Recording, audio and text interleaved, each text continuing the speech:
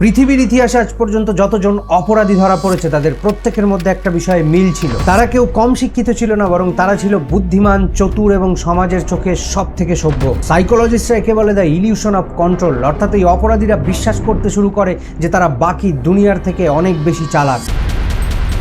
পৃথিবীর কোনো আইন বা পুলিশ তাদেরকে ছুঁতেও পারবে না। কিন্তু জানেন এটা কেন হয়? কারণ এক্স্যাক্টলি ওই বিহেভিয়ার যেটা ছোটবেলা থেকেই বাচ্চাদেরকে না শেখানো উচিত, আর সেটাই শিখিয়ে তাদের মধ্যে একটা অন্ধবিশ্বাস ঢুকিয়ে দেওয়া হয় যে তারা ইনডমিটেবল।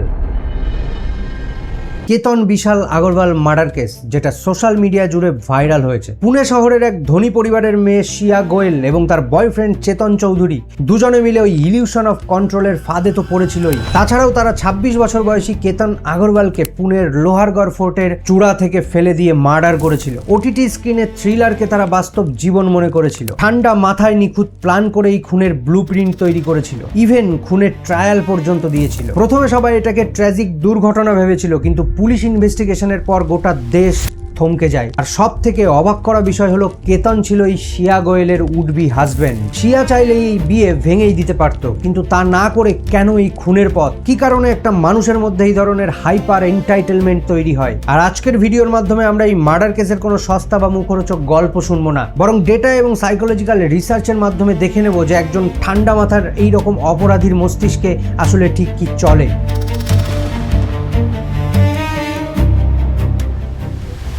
এখানে একটা ইম্পর্টেন্ট সাইকোলজিক্যাল ফেনোমেনা বুঝে নেওয়া জরুরি বন্ধুরা। আসলে সাইকোলজিক্যাল জার্নালগুলোর রিসার্চ অনুযায়ী এই সমস্যার বীজ বোনা হয় ওই শৈশবেই। মনোবিজ্ঞানীরা একে বলে থাকেন ওভার ইন্ডালজেন্ট প্যারেন্টিং, অর্থাৎ অতিরিক্ত প্রশ্রয়। যেসব পরিবারের সন্তানদের ছোটবেলা থেকেই শেখানো হয় যে তুমি সেরা, তুমি যা বলবে তাই হবে এবং তোমার অন্যায় বা ভুলকে কোনো শাসন করা হবে না, আসলে তাদের মধ্যেই তৈরি হয় এই হাইপার এন্টাইটেলমেন্ট। এই শিশুরাই ছোটবেলা থেকে না শুনতে অভ্যস্ত থাকে না, আর বড় হয়ে যখন আইন এবং সমাজ তাদেরকে কোনো কাজে বাধা দেয় তখন তারা এই সীমাবদ্ধতা মানতে পারে না এবং আইন ভাঙতেও দ্বিধাবোধ করে না।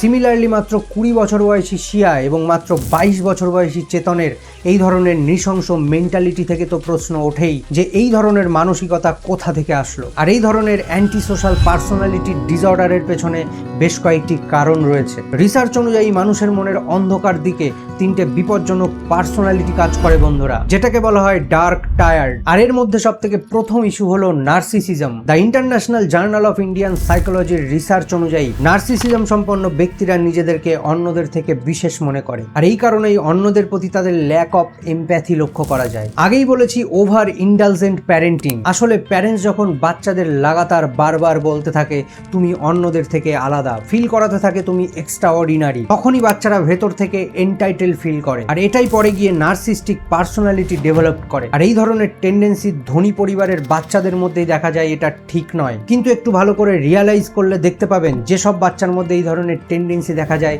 তারা আসলে ধনী পরিবার থেকেই বিলং করে। দ্বিতীয় ইস্যু হলো ম্যাকিয়াভেলিয়ানিজম। পুলিশ ইনভেস্টিগেশনে একটা সাংঘাতিক তথ্য উঠে এসেছে। কেতন এবং শিয়ার প্রি ওয়েডিং শুটের জন্য বালি যাওয়ার কথা ছিল, কিন্তু এয়ারপোর্ট পৌঁছানোর আগেই গাড়ি থেকে পাসপোর্ট গায়েব হয়ে যায়। কেতন ভেবেছিল ওটা কোথাও হারিয়ে গেছে, কিন্তু পুলিশের চার্জশিট অনুযায়ী শিয়াই গাড়ি থামিয়ে চতুরতার সঙ্গে পাসপোর্ট চুরি করে পুড়িয়ে দিয়েছিল। সাইকোলজিতে একে বলা হয় ম্যাকিয়াভেলিয়ানিজম, যেখানে একজন মানুষ খুব ঠান্ডা মাথায় কোনো অপরাধবোধ ছাড়াই অন্যকে ম্যানুপুলেট বা নিয়ন্ত্রণ করতে পারে। তৃতীয় ইস্যু হলো সাইকোপ্যাথ। পুলিশ ইনভেস্টিগেশনে উঠে এসেছে শিয়া এবং চেতন মার্ডার করার জন্য রিহার্সেল দিয়েছিল, হত্যা করার প্রসেস খোঁজার জন্য ইন্টারনেট সার্চ করেছিল। ইভেন ঘটনার পর পুলিশ কি প্রশ্ন করতে পারে এবং সেই প্রশ্নের কি উত্তর হবে সেটাও ঠিক করে রেখেছিল। সাইকোলজিতে একে বলা হয় সাইকোপ্যাথ, যেখানে একজন মানুষ খুব ঠান্ডা মাথায় পরিকল্পনা করে আপনাকে খুন করতে পারে এবং তার জন্য তার চোখে এক ফোঁটাও অনুশোচনা থাকবে না। ইনভেস্টিগেশনে একটা সাংঘাতিক তথ্য পাওয়া গেছে। অ্যাকচুয়ালি খুনের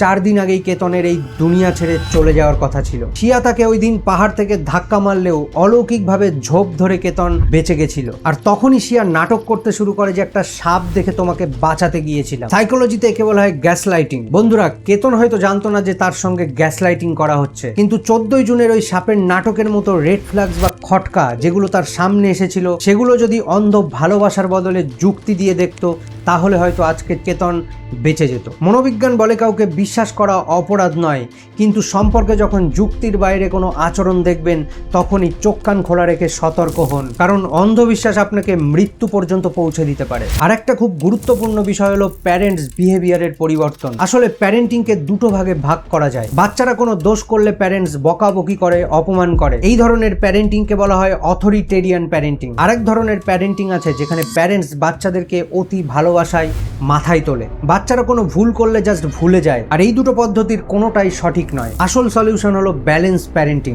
না অনেক বেশি স্ট্রিক্ট, না তো অনেক বেশি পারমিসিভ। সাইকোলজিতে একে বলা হয় অথরিটেটিভ প্যারেন্টিং, যেখানে বাচ্চাকে স্নেহ এবং ভালোবাসা দেখানো তো হবেই, পাশাপাশি রুলস, লিমিট এবং ম্যানার্সের ক্লিয়ার বাউন্ডারিও তৈরি করা হবে। কিন্তু বন্ধুরা, এই পুরো ঘটনার পেছনে এমন একটা সামাজিক সত্য লুকিয়ে রয়েছে যা এড়িয়ে গেলে এই পুরো কেস স্টাডিটা অধরা থেকে যাবে। আর তা হলো সিটিজেন্স মাইন্ডসেট ইভলিউশন। রিপোর্ট বলছে লোহারগড় দুর্গে এই ঘটনার পর পর্যটক 50% বেড়ে গেছে। ছুটির দিনে 1000-এর জায়গায় 1500 এবং নর্মাল ডেতে 400-র জায়গায় 600 পর্যটক ভিড় করছে। ডার্ক ট্যুরিজমের এই ট্রেন্ড প্রমাণ করে আমাদের মানসিকতা আসলে কোথায় গিয়ে ঠেকেছে। এখান থেকেই আমার প্রশ্ন আপনাদের কাছে। আমরা ইন্টারনেটে বসে শিয়া চেতনের মানসিক বিকৃতি নিয়ে কথা বলছি ঠিকই, কিন্তু আমরা নিজেরাই কি একটা বিকৃত সমাজ তৈরি করছি না, যেখানে একটা 26 বছর বয়সী যুবকের নৃশংস মৃত্যুকে ওটিটি স্ক্রিনের মতো উপভোগ করি, আর পরিবার নিয়ে গিয়ে ওই মৃত্যুর জায়গায় সেলফি তুলে বিনোদনের খোরাক বানাই। আর প্রশ্ন যখন সিটিজেন মাইন্ডসেট নিয়ে, তখন আমাদের মনে রাখতে হবে যে আমাদের কোথায় কোনটা করা উচিত